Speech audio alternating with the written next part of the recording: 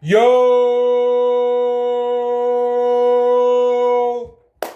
What's good, YouTube? It's your boy, DazzlingReactions, back with another video.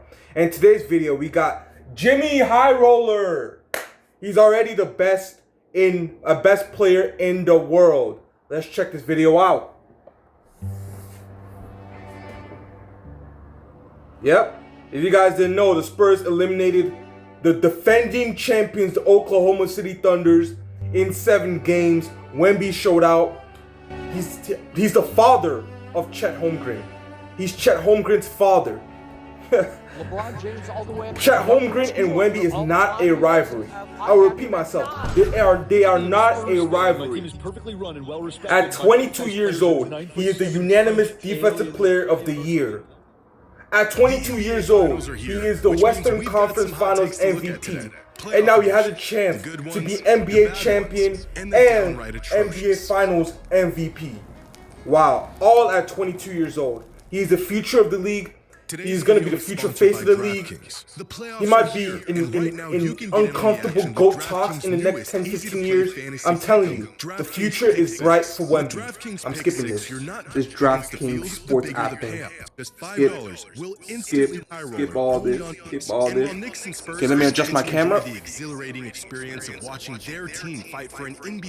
Knicks versus Spurs game 1 today. As we spew out hot takes about teams we couldn't beat. And today, we're going to take a look at some of these takes, starting with this one that comes from a fan who asks, is Wemby the quickest someone has ever climbed to arguably number 1? What do you guys think? Is Wemby the quickest someone has ever climbed to arguably number 1 player in the league? So quickly. And this is interesting because there's 2 parts to this take. The first part is that Wemby is arguably the best player in the world, and the second is that no one else has been the best player. I mean, LeBron might have climbed quicker than Wemby. I feel like LeBron was good. I think it's definitely the moment he came to the league. Wemby too. They're both best player in the world right now. They both be good the moment they came into the league. But LeBron was different. LeBron was touted to be the next big thing from high school. From high school, he was touted to be the next big thing. You know what I'm saying? People were talking about him coming into NBA, being the best player in the NBA since high school, since St. Vincent St. V. High school.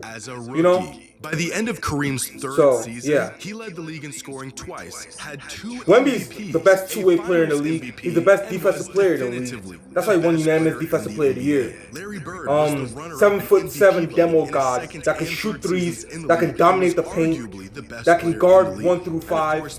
Just a different type of talent. You know what I'm saying? Was generally regarded as one of, if not, and he was number 2 in the MVP voting. End of his 3rd season, and I thought he should have won MVP. I thought he did enough to win MVP. They didn't give it to him. They gave it to SGA. And guess what Wemby did about it? Wemby took that personally. He took it personally. What's that Michael Jordan quote? And I took that personally. He did that and eliminated the defending champions. Now he has a chance to beat the New York Knicks and win the NBA Finals. Will he? I don't think so. You know why? I think the inexperience is going to show in this final. And I think I have the Knicks winning in 6. I think the Knicks are going to win in 6. And yeah, I think the Knicks are going to win in 6. And Wemby's going to come back stronger. He's definitely going to win multiple championships in his career. This is not the first time. This is not the first or the last time. Who wasn't regarded as he's going to be in the NBA Finals by the end of year 3, but he did get an award, a small consolation prize for his efforts. And of course, Derrick Rose was pretty good. LeBron was pretty good. Kevin Durant was pretty good. The list of names he just named were pretty good when they were young, especially when they were 22. Definitive best player in the world. Between Dirk, Kobe, Nash, Duncan, the conversation was pretty open. I don't think Kobe was that good when he was young. When he was young, if you guys, I know people have like short-term memory or whatever, but when Kobe was younger, he was coming off the bench. He was like a 6-man coming off the bench. He didn't win the Rookie of the Year. He wasn't getting that much playing time. People forget, man. People forget, man.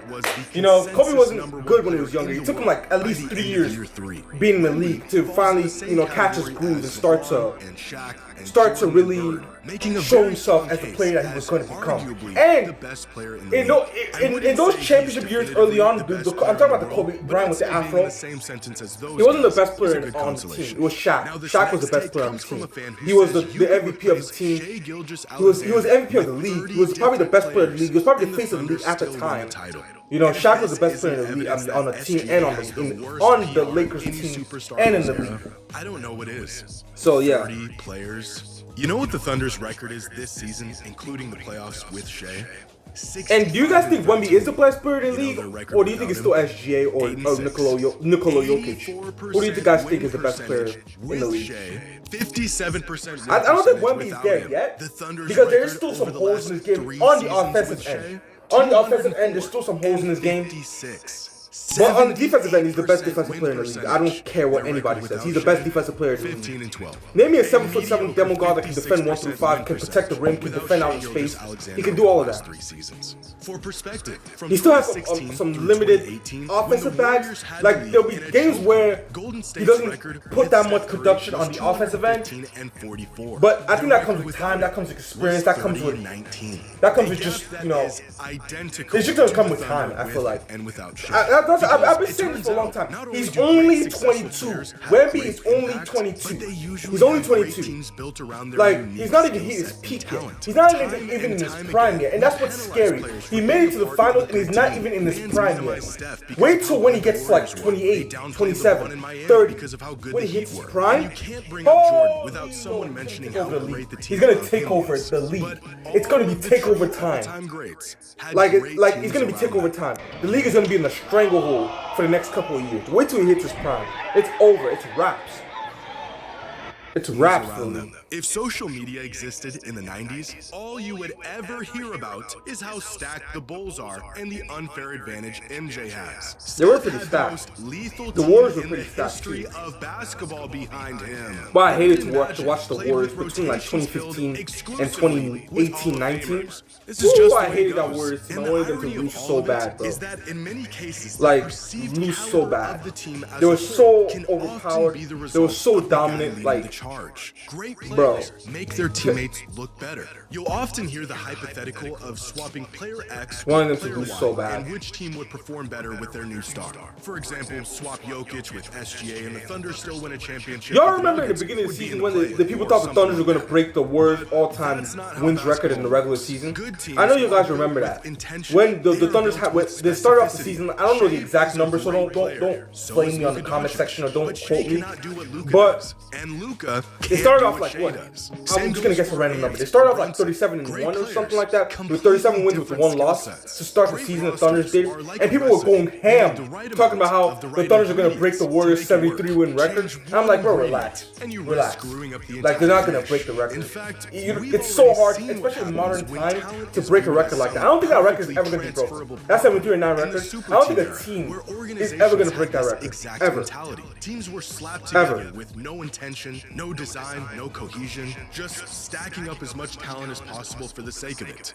And it almost never worked out. Regardless of what you think of Shea's game, he is a very When do you guys think the super team era began?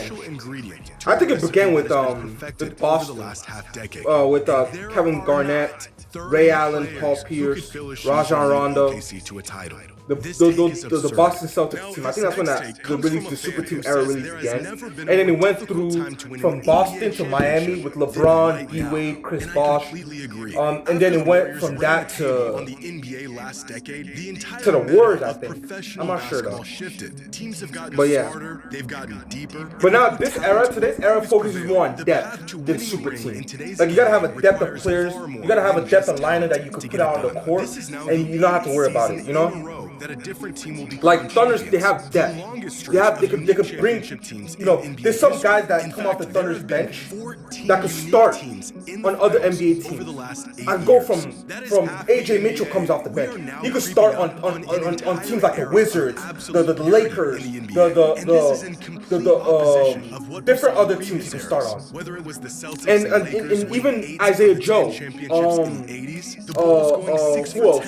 There's different people that come off the bench for the Thunders that can start on other teams. You know, Alex Caruso. Like, the list goes on. Today's team, you have to have depth. You have to have a depth of players that come off the bench and help you contribute to winning. You can't just bring super teams, because first of all, that's going to cost a lot of money in cap space, and you're not going to be able to build out the depth for your team to be able to win a championship. individuals to actively fight against teams building dynasty-worthy rosters. Not only is it more challenging to win a championship. And also, guys, did you see what Kevin Garnett said about Wemby crying about how when he won the Western Conference Finals and beat the Thunder? He was talking about how he shouldn't cry because he just won a Western Conference Finals. Because what if you lose to the Knicks in the finals? Again, there was a whole point of that was for no reason. Why would you cry over winning the Western Conference Finals? And he does have a point. He has a point. He has a point. That truly anything can happen. We still see glimpses of all world caliber players willing their teams to victories, but those moments have now become a rarity. I want Wemby to win the finals so bad, so bad. Able to will his way to 8 straight finals appearances off of sheer ability and that's crazy. When I was watching LeBron live from like 2015 to 20, I mean I still watch him now, but I started watching LeBron live from like 2015, 2016 era. It's a requirement. Not really. You see now he's out of his prime, right? He's still good. He's still a good player, but he's out of his prime now. He's no longer in his peak.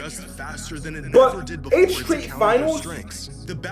At the time, it felt normal because we're so used to LeBron's greatness. But now you look back at it, 8 straight finals, it's like monster. It's like preposterous. It's like, damn, how did he make that happen? How did he go through to 8 straight finals?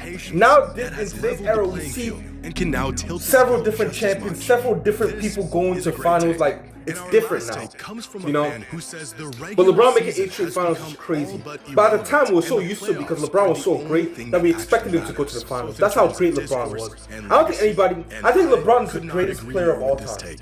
I'll say it right now. I think LeBron is the greatest player to ever play the game. I don't. You're gonna get these Michael Jordan fan bases and these Michael Jordan people that suck his dick all the time. And shit on LeBron, and we got the LeBron haters and stuff like that. I think LeBron's the greatest player to ever play the game. Who in their right mind? What is it? What is it's 23rd season? He's in 23rd season, and he's still playing at this level, at this level, at this age. Like Michael Jordan wasn't doing this, Kobe wasn't doing this. You know, the closest is probably Kareem, but even then he wasn't this good at this age. LeBron is still good at this age. Like it's crazy. It just shows. It just goes to longevity and the amount of time he takes care of his body physically and mentally, and you know, he just takes care of his body. You know, it goes to show that you take care of a body. You taking care of your body. Why should it can work wonders. It doesn't even look like you do. You average 25 a night? Yeah, well, a quarter of the league isn't even trying to win games. If all you guys care about is the playoffs, then all we're going to care about is the playoffs. And now here we are, at the point where a 6-game series can hold more weight than an entire season of basketball. Legacies, reputations, the entire merit of a player's game are now decided strictly off of the playoffs. Tracy McGrady was a fantastic player, and to this day, he is rightfully remembered as such. And also, I've always had this question, and you guys put it down in the comments. These days, if you would you guys rather be a #1 option on a team that never makes the playoffs and never gonna win a championship, but you're the #1 option and you're gonna get paid hefty money, or would you rather be staple of 80s basketball, a role player, never made it to the conference or finals, a like not #1 option, but like a #3 option, #4 option, but on a championship team, and you win championships every year? Which one would you guys rather be? Contract in just 3 weeks of that. You put it down in the comments. I think I'd rather be a role player that wins championships and contributes to winning than be a #1 option that never sniffs at playoffs and getting paid. That's what I'd rather be. But you guys put it down in the comments what you guys would rather be. Of all time is not a Hall of Famer because of his lack of playoff success. Do I think this new standard being imposed on players today is unfair? Yeah, I really do. Not everyone's gonna win a championship. But do I also think the players and teams have done this to themselves? Yeah. The symptom of teams coasting their way through the regular season without any real sense of urgency is that we as fans now know the real test of a player's game, actually the only true test of their game and their abilities, is in the playoffs, which inherently makes the regular season and everything that happens in it a lot less important, and everything that happens in the postseason, even if it's a 4-game sample size, the only thing that matters. And although I really wish this wasn't the current state of the league and its discourse course, I agree with this take. But let me know what you Says the regular Share season is your pretty hot much takes in irrelevant now. comments The below. playoffs is the only And thing that as matters. always, Yeah, the facts. hotter, If the you're better. good in regular season but you don't show up in the playoffs, like, that's a disgrace. Alright, that'll do it for this video, guys. Shout out to Jimmy High Roller. Watch a lot of his videos. And make sure you guys like, subscribe, hit that post notification bells, comment down below what you think of this video. And also, I found this out. 92% of you that watch my videos are not subscribed. So make sure you subscribe to my channel. Love you guys so much, and I'll see you guys in the next one.